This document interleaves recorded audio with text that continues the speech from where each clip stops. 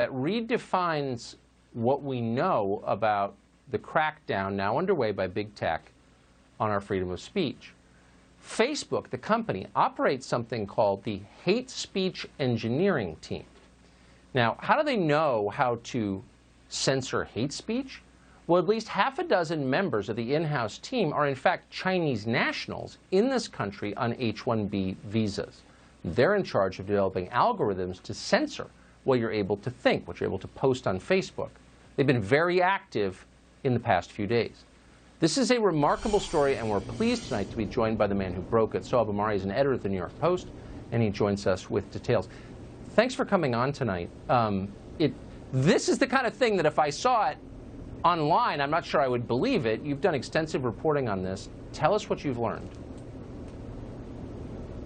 Well, this was thanks to a Facebook insider who came forward last week, a former employee who was alarmed by this censorship that that the New York Post suffered at the hands of Facebook, and he wanted to help us shed light on the people who are actually behind the mechanics of how stories get censored on Facebook, and he shared with us the full directory of the people who work on this Orwellian named organization within Facebook called Hate Speech Engineering. Most of them are based in Seattle, and as we learned, half of them I apologize, half a dozen of them are, at least half a dozen of them are Chinese nationals.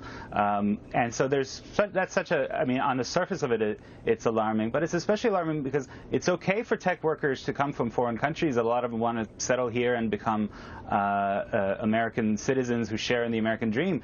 But as it is, many of them may not. Many of them may go back. So you wonder not only what expertise do they bring from the most censorious society on earth here, but then do they take their machine learning and algorithmic expertise back to help Xi Jinping repress his own people? Well, exactly. I mean, this is not just any nation.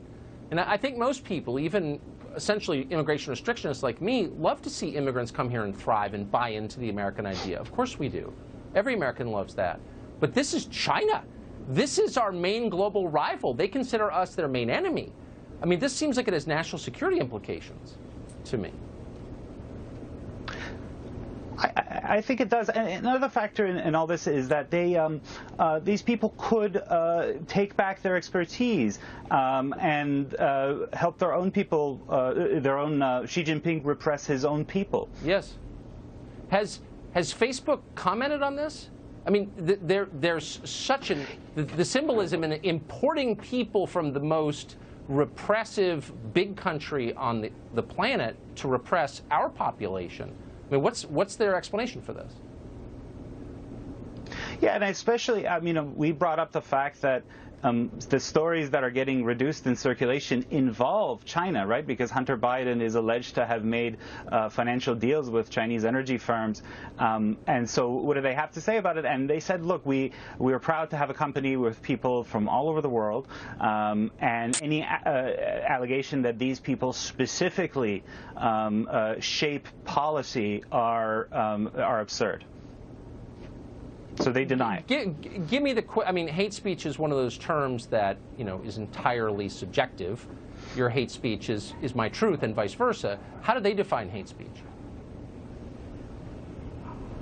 Well, I mean, they have a broad set of guidelines of extremist views and so forth. But what the insider told me is that they actually are on the lookout for what they call specifically borderline content. And the whole goal is as you're surfing your news feed, there are certain things they consider quote-unquote borderline content, which apparently includes now New York Post reporting from the oldest newspaper in this country, which they then ensure that you see it last on your news feed, whereas there are other content that they want you to see for commercial reasons or whatever, and the same engineers, if they manage to get you to interact with it, will then get discretionary bonuses according to this insider. But given what we've seen in terms of how they treat the New York Post, which is a reputable newspaper, one of the largest newspapers in this country, it shows you hate speech engineering is a kind of Orwellian euphemism. Of course it is. Sohaib, thanks so much for joining us tonight. Congrats on that scoop. Thanks for having me. Extremism.